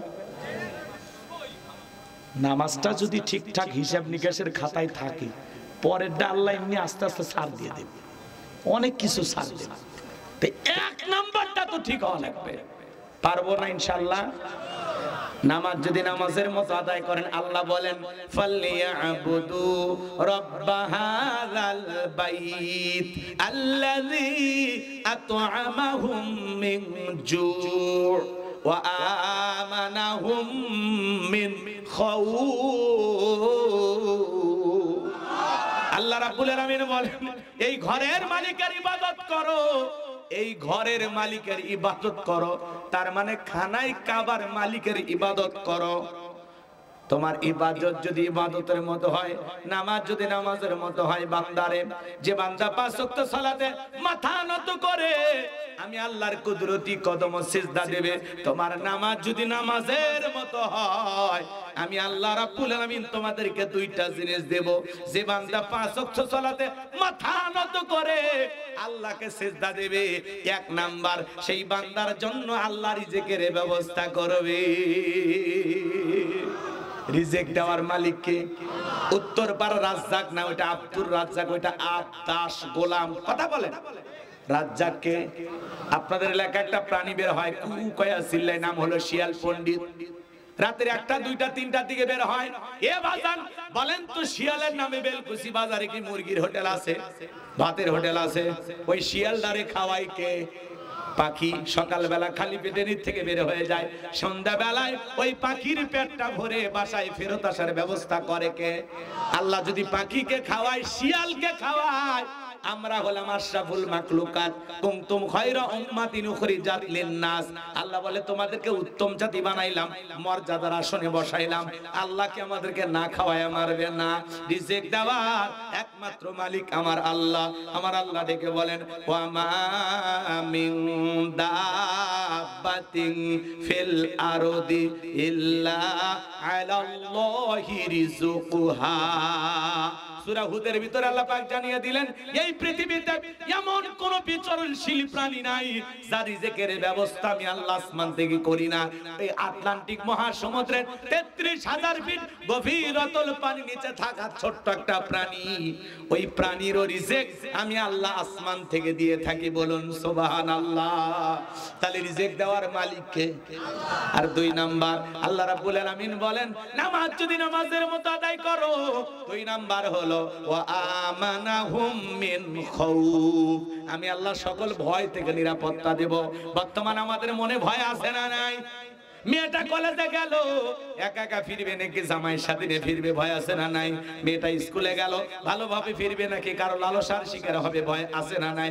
আপনি বিকাশের দোকানদার ২ লক্ষ টাকা দিয়া বেলকুচি থেকে ধলেশ্বর গ্রামে আসবেন, মনে মনে ভাবতেছেন আল্লাহ এখন রাত ৩টা বাজে ২ লাখ টাকা নিয়ে ধলেশ্বর গ্রাম পর্যন্ত পৌঁছাইতে পারবো নাকি ছিনতাইকারী চোর ডাকাতের কবলে পড়ে টাকা যান ২টাই হারাবো? আপনার ভয় আছে না নাই? এই ভয় দূর হবে কখন? সমাজের সকল মানুষ নামাজি হয়ে যাবে যখন। আর সমাজের সকল মানুষ নামাজি হবে কখন?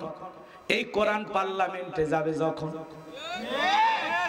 কোরআনের পার্লামেন্ট যখন কায়েম করা হবে, স্বাধীনতার ৫৪ বছর কেটে গেল, প্রত্যেকবার প্রধানমন্ত্রী হয়েছে মুসলমান, মুখে মুখে বলে মদিনার সনদ দিয়ে দেশ চালাবো, এক বেটাও সংসদে যাওয়ার পরে মদিনার সনদ দিয়ে দেশ চালায় না, তখন নিজের বাপ দাদার আদর্শ দিয়ে দেশ চালায়।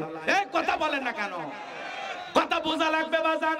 মদিনার সনদ দিয়ে যদি রাষ্ট্র পরিচালনা করেন, মদিনায় গিয়ে রাসূল যে সুন্দর রাষ্ট্র ব্যবস্থা পরিচালনা করেছেন, সেখানে সাদাবাজি ছিল না, টেন্ডারবাজি ছিল না, খুন ধর্ষণ ছিল না, এমন এক সোনালী সমাজ, সোনালী ইতিহাস কায়েম করে গেছেন। সত্যি যদি আপনাদের মুখের কথার সাথে বাস্তবে মিলাইতে পারেন, সমাজের মানুষ আপনাদেরকে সম্মান দিয়ে মাথায় তুলে রাখবে। কিন্তু ভোটের আগে আপনারা যে সাধু সন্ন্যাসী সাজেন, ভোটের পরে তো আস্ত পাক্কা শয়তান হয়ে যায়। কথা কন না, ভয় পাচ্ছেন নাকি আপনারা? তাহলে এই সমাজের চুরি বন্ধ হবে তখন, আল্লাহর আইন দিয়ে সমাজ পরিচালনা হবে যখন। প্রত্যেকবার প্রধানমন্ত্রী মুসলমান হয়েছে, নামাজের ন্যূনতম বিল বাংলার পার্লামেন্টে কোন নেতা পাস করে নাই। কথা বলেন না কেন? সমাজের অলিতে গলিতে চুরি ছিনতাই, প্রতিদিন টেন্ডারবাজি, চাঁদাবাজি, খুন ধর্ষণের খবর আমরা পাই। এই সমাজে অশান্তি বিরাজ করতেছে, মানুষের জানমালের কোনো নিরাপত্তা নাই। আফগানিস্তানের দিকে তাকায় দেখেন, তালেবানেরা ক্ষমতার চেয়ারে বসার কারণে পলিথিনের ব্যাগে টাকা নিয়ে ব্যাংকে যাইতেছে, কেউ থাবা মারে না, চিন্তাও করে না। বলেন আল্লাহু আকবার। পলিথিনের ব্যাগে টাকা দেখা যাচ্ছে, কেউ হাত দেয় না। সোনার মক্কা মদিনা আল্লাহ তার গোলামকে নিয়েছিল, কোটি কোটি টাকার স্বর্ণের দোকান ফেলায় মানুষ নামাজে যায়, লক্ষ টাকার টাচ মোবাইল ফেলে দেয়, তুলে নিয়ে পুলিশের হাতে দেয়, স্যার এটা কারো হইলে দিয়ে দিবেন। কেউ এটা নিজের মনে করে পকেটে তোলে না। আর এই দেশে ভালো একটা রুমালে যদি কেউ পায়খানা মোড়ায়াও রাস্তায় ফেলে দিয়ে যায়, কিছুক্ষণ পরে ওই রুমাল পায়খানা কোনোটাই পাওয়া যাবে না। কথা কন না? বিশ্বাস না হলে পরীক্ষা করে দেখেন। কারা রাগ করতেছেন চাচা? মানে পায়খানা পলিথিনে ভরবেন, ভরে তার উপর রুমাল দিবেন, সুন্দর একটা রুমাল, চাকচিক্য রুমাল। একটা নতুন এটা গামছাও দিন, যেহেতু সিরাজগঞ্জ তো গামছা আসছে, দেখবেন কিছুদিন পরে যা আর ওটা খুঁজে পাবেন না। কথা বলেন, পাওয়া যাবে? তাহলে এই সমাজে শোনেন, চুরি দুর্নীতি বন্ধ হবে কিভাবে? ওই যে গ্রাম অঞ্চলে আমাদের মা বোনের একটা কথা বলে না, সরিষাই ভূত। কোন নেতা আল্লাহর আইন চালু করবে? ও জানে আমি যে হাত দিয়ে এত পরিমাণে দুর্নীতি করছি, আমার হাত দিয়ে যে পরিমাণে দুর্নীতি করছি, প্রথম হাত নেতার দায় কাটা যাবে। এই জন্য সংসদে আল্লাহর আইন চাই না। কথা বলে না কেন? আজ থেকে ১৫০০ বছর আগে আল্লাহ আইন দিয়েছেন, ওয়াসারিকু ওয়াসারিকাতু ফাকতাউ আইদিয়াহুমা জাযাআম বিমা কাসাবা নাকালাম মিনাল্লাহ। সূরা মাইদার ৩৮ নম্বর আয়াতে আল্লাহ আইন দিয়েছেন, চোর পুরুষ হোক আর নারী হোক, আল্লাহর বিধান, আল্লাহর ফয়সালা, অপরাধ যদি প্রমাণিত হয় চোরের হাত কেটে দাও। একটা চোরের হাত কেটে সোশ্যাল মিডিয়ার মাধ্যমে যদি ফলাও করে প্রচার করা হতো, প্রত্যেকটা চ্যানেলে 2 ঘন্টা পর পর যদি ওই ভিডিও ফুটেজ দেখায় বলা হতো বাংলার পার্লামেন্টে আইন চালু করা হয়েছে, চুরি করলে হাত কেটে দেওয়া হবে, একটা চোরের হাত কেটে খালি পরীক্ষা করে দেখেন, বাকি চোরেরা তওবা করে আল্লাহর ওলি হয়ে যাবে। ও বলে ভিক্ষা করবো, তা চুরি করবো না। কথা কন না আপনারা? কথা ঠিক আছে বাজান? ওরা বলে 1500 বছরের আইন, এগুলো ব্যাকডেট। এই বেটা ব্যাকডেট না আপডেট, খালি টেস্ট কর। কথা কয় না? জীবনে টেস্ট করে দেখছিস? বাপ দাদা ডক্টর কামালের তৈরি করা সংবিধান, মানুষের তৈরি করা তন্ত্র মন্ত্র অনেক পরীক্ষা করে দেখছো, 54 বছর ফলাফল আসেনি। আল্লাহর আইন দিয়ে একটা চোরের বিচার করো, আর একজন জিনাকারী নারী পুরুষের বিচার করো। বিবাহিত নারী পুরুষ যদি জিনা করে, প্রকাশ্যে দিবালোকে পাথর মেরে মৃত্যু নিশ্চিত করো। দেখো জিনা পরকে পালিয়ে যাবে। যুবকেরা হিপটিজিং আর নারীর দিকে তাকানোর কথা ভুলে যাবে। মাঝে মাঝে ওদের স্বপ্ন দোষ পর্যন্ত বন্ধ হবে। কথা কোন ঠিক কিনা? আল্লাহর বিধান চালি না হওয়া পর্যন্ত শান্তি আসবে। এ বাজান, ওরা যতই স্লোগান দেখ, আমরা শান্তির বাংলাদেশ গড়ব, মনে রাখবেন আল্লাহর এই জমিনে আল্লাহর দ্বীন প্রতিষ্ঠিত না হওয়া পর্যন্ত এই সমাজে শান্তি প্রতিষ্ঠিত হবে না। আল্লাহর এই জমিনে আল্লাহর আইন চালু হোক। কারা কারা চান হাত তুলে দেখান। লিল্লাহি তাকবীর। আমরা চালু করতে পারি আর না পারি, আমাদের নাতিপুতি চালু করবে। আজ হোক কাল হোক, একদিন ইসলামের নতুন সূর্য উদয় হবে ইনশাআল্লাহ। আগামীর বাংলাদেশ, কথা কন, আগামীর বাংলাদেশ, আগামীর বাংলাদেশ, টুপিওয়ালা দাড়িওয়ালাদের বাংলাদেশ, আগামীর বাংলাদেশ, মসজিদ মাদ্রাসার বাংলাদেশ, আগামীর বাংলাদেশ, ইসলামালাদের বাংলাদেশ। স্লোগান দেওয়া শেখেননি? শেখেন। ডাক করতেছেন? সময় আসবে ইনশাআল্লাহ। এই জমিনে আল্লাহর আইন চালু হলে কতটা যে শান্তি পাবেন আপনি, মনে হবে জান্নাতের টুকরে বসবাস করতেছি। সুবহানাল্লাহ কোন? চলেন সামনের দিকে যাই। কষ্ট হচ্ছে? তাহলে নেতারা আল্লাহর আইন চালু করে না, কারণ কি? আরে দুর্নীতি কি কম করছে? আমরা প্রথমে শুনলাম 11 লক্ষ কোটি টাকা দুর্নীতি করছে। এখন আজ পর্যন্ত দুর্নীতির যে রিপোর্ট প্রকাশ পাইছে, বিগত 16 বছরে তারা দুর্নীতি করছে 29 লক্ষ কোটি টাকা। 29 লক্ষ কোটি টাকা। এমনি বেগম পাড়া হয়েছে বিদেশে। কথা কয়, একটা নেতা কি খারাপ অবস্থানে আছে? এতে কয়েকদিন আগে ওবায়দুল কাদের সাহেব বের হয়েছে, ভিডিও বার্তা দিচ্ছে, কি সুন্দর মোজগুলো কালো। কথা কয়, চেহারা কিন্তু ভালোই আছে, একটু হালকা শুকাইছে, টেনশনে আছে তো মনে হয়। ভিডিও বার্তায় বলতেছে লড়াই চালিয়ে যেতে হবে। 13 তারিখে লকডাউন, এটা কোন অবস্থায় বাধাগ্রস্ত যদি হয়, আমরা কোনো বাধা মানব না। লড়াই চালিয়ে যেতে হবে। আওয়ামী লীগকে ছাড়া আগামী নির্বাচন দেশের জনগণ প্রতিহত করবে। আছে আছে এই এমপি মন্ত্রীরা কোটি কোটি টাকা কামাইছে। এই সেতু মন্ত্রী, ওর কাছে বাংলাদেশের অর্ধেক টাকা। কথা কর নাকি? সব এমপি মন্ত্রী পালিয়ে গেছে। কথা বলেন ভাই। মন্ত্রীরা সব কোথায় গেল?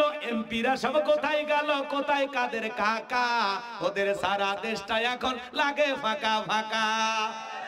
পালাবো না, পালাবো না, পালাবো না, যাই না তাদের দেখা।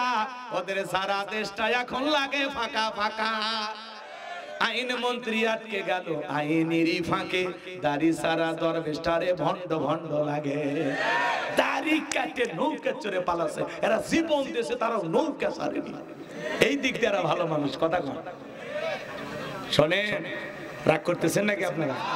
না, দোয়া করি চলবে। রাগ করতেছেন না তো ভাই? রাগ করতেছেন? লিল্লাহি তাকবীর। আইন মন্ত্রী আটকে গেল আইনেরই ফাঁকে, দাড়ি সারা দরবেশটারে ভণ্ড ভণ্ড লাগে। শুনেছি ভাই কত নেতা নেত্রী খাইতেছে ভাই ডান্ডা, বিচারপতি কালামানিকের ফাটিয়েছে নাকি আন্ডা। এটা আমার খবর না, মিডিয়ার খবর। এই বিচারপতি শামসুদ্দিন মানিক আল্লামা সাঈদী হুজুরকে মৃত্যুদণ্ডের রায় দিয়েছিল।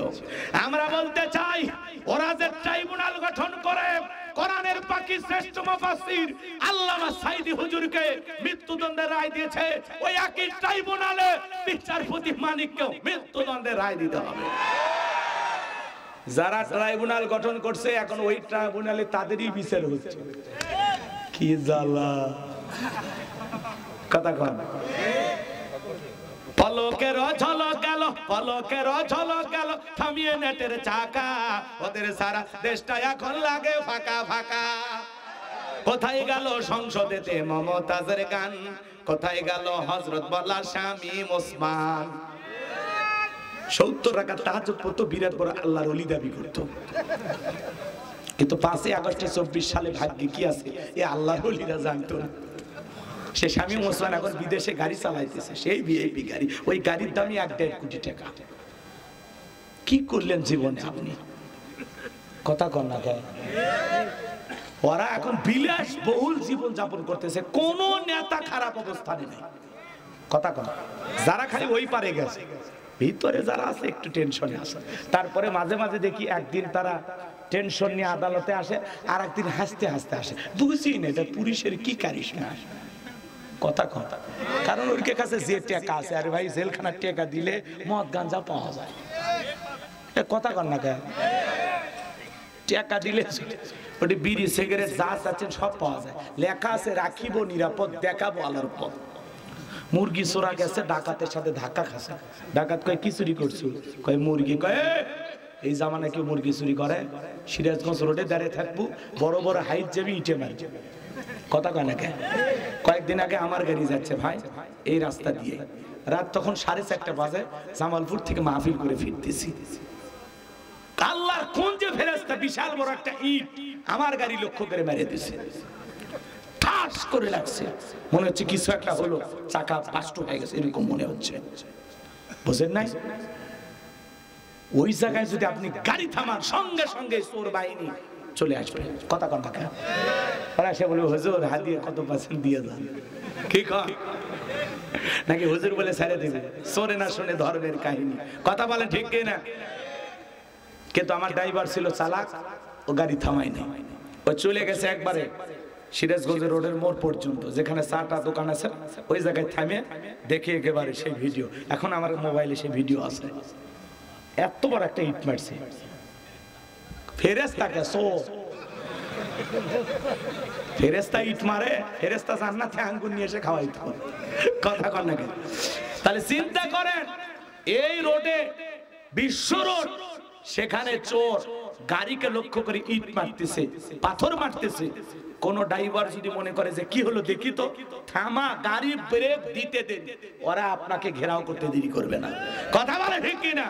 তাহলে রাতের আধারে আপনি নিরাপদে যে গাড়ি নিয়ে ঘুরবেন সেই নিরাপত্তাও নাই। তাহলে এই সমাজে নিরাপত্তা আসবে সেই দিন, আল্লাহর কোরআনের আইন চালু হবে যেই দিন।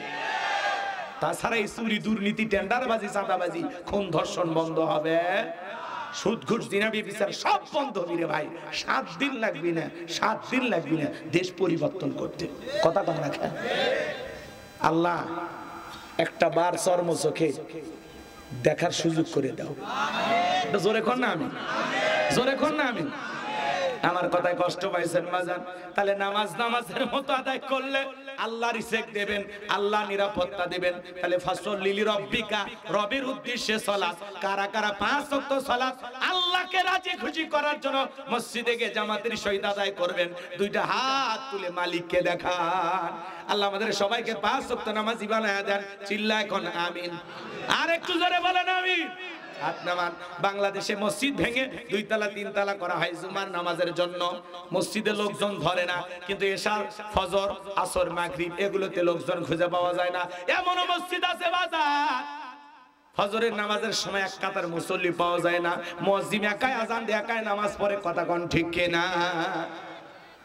এজন্য খালি মসজিদ সুন্দর বানাইলে হবে না, ওই মসজিদে যারা নামাজ আদায় করবে তাদের অন্তরটাও সুন্দর হওয়া লাগবে। শুধু মসজিদের গেটে লিখে রাখলে হবে না আত-তাকওয়া জামি মসজিদ, ওখানে যারা নামাজ পড়বে প্রত্যেকটা মুসল্লির অন্তরে তাকওয়া থাকতে হবে। তাকওয়া মানে কার ভয়? আল্লাহর ভয়। কার ভয়? আল্লাহ যেন এমন নামাজি হওয়ার তৌফিক দান করেন, জোরে বলেন আমিন। 2 নাম্বার হলো ওয়ানহার। ওয়ানহার মানে কুরবানি করা, নিজের আমিত্বকে কুরবানি করা, অহংকারকে কুরবানি করা, নিজের ভিতরে থাকা পশুসুলভ আচরণকে কুরবানি করা, দেশের জন্য শহীদ আবু সাঈদের মতো কুরবানি হওয়া, মুক্তের মতো কুরবানি হওয়া। কথা বলে না কেন? এই যে সময়টা দিচ্ছেন এটাও কুরবানি। এটাও কি? খালি কুরবানি করা মানে খালি গরু ছাগল জবাই করা না। আর আমাদের সমাজে এমন গরু কেনে ভাই, 7 জন ভাগে গরু কেনে, 4 জন দড়ি ধরে টানে, পেছন থেকে 3 জন ঠেলে। এমন দুর্বল গরু, যেই গরুর উপরে বয়স্ক ভাতা ওয়াজিব। এমন গরু দিয়ে কুরবানি দিলে হবে না। কুরবানি স্থান পর্যন্ত হাঁটে যাওয়ার শক্তি নাই, কোলে করে নিয়ে যায়। হুজুর কয় চাচা এই গরু জবাই করা যাবে না। কয় ভাতিজা, ওপরে হাত দেখা গেলেও ভিতরে গোস্ত সেট করা আছে, আপনি খালি জব করে দেন, কথা বাড়াচ্ছেন কেন? কথা হয় না? এরকম দুর্বল গরু জবাই করবেন, বয়স্ক গরু গোস্ত টান দেবেন, এর থেকে রোড পর্যন্ত চলে যাবে, ছাড়িয়ে দিবি আবার যাবে। ওটা চাপিয়ে খাওয়ার সুযোগ নেই, গিলিয়ে খাওয়া লাগবে। কথা রাগ করতেছে আমার ভাইয়েরা। এই জন্য যারা কুরবানি দেবেন, কুরবানির ওয়াজ আপনাদের মসজিদের হুজুর করবে, আমি করব না। 3টা জিনিস খেয়াল রাখবেন। কুরবানি যারা দিচ্ছেন, এদিক কয়টা? 1 নাম্বার নিয়ত সহি। ইন্নামাল আমালু বিন্নিয়াত। প্রত্যেকটা কাজ নিয়তের উপর নির্ভরশীল। আমি কুরবানি দিচ্ছি আল্লাহর জন্য। কার জন্য? অনেকে বলে কুরবানি না দিলে ছেলে মেয়ে মানুষের গোস্তের দিকে তাকায় থাকবে না, বাচ্চা কাচ্চার এই কষ্ট আমি দেখতে পারবো না, প্রয়োজনে সুদের টাকা নিয়ে হলেও কুরবানি দেব। আছে না নাই? অনেকে বলে নতুন মেয়ে বিয়ে দিলাম, জামাই বাড়িতে গোস্তটা পাঠালে মান সম্মান থাকবে না, এই ধান্দায় কি করে কিস্তি তুলে কুরবানি দেয়। হবে বাজার? এ মুফতি সাহেব আপনারাই বলেন হবে? হবে না। আপনার নিয়ত আগে গোস্ত খাওয়া, গায়ে চাচা আগে খাওয়ার ধান্দা খায়। কুরবানি করা মানে কি জানেন? ত্যাগ করা, স্যাক্রিফাইস করা, বিলিয়ে দেয়া, বন্টন করা। ভোগের নাম কুরবানি নয়, ত্যাগের নাম কুরবানি। অন্যের মুখে হাসি ফুটানোর নাম হলো কুরবানি। প্রতিবেশী গরিব মশলা বাইটা, আদা রসুন বাইটা অপেক্ষা করতেছে, সন্তানেরা বলে মা কই রান্না তো শুরু করো না। কয় বাবা অপেক্ষা কর, প্রতিবেশী গরু জবাই করছে, কিছুক্ষণ পরে দিয়ে যাবে, একটু অপেক্ষা কর।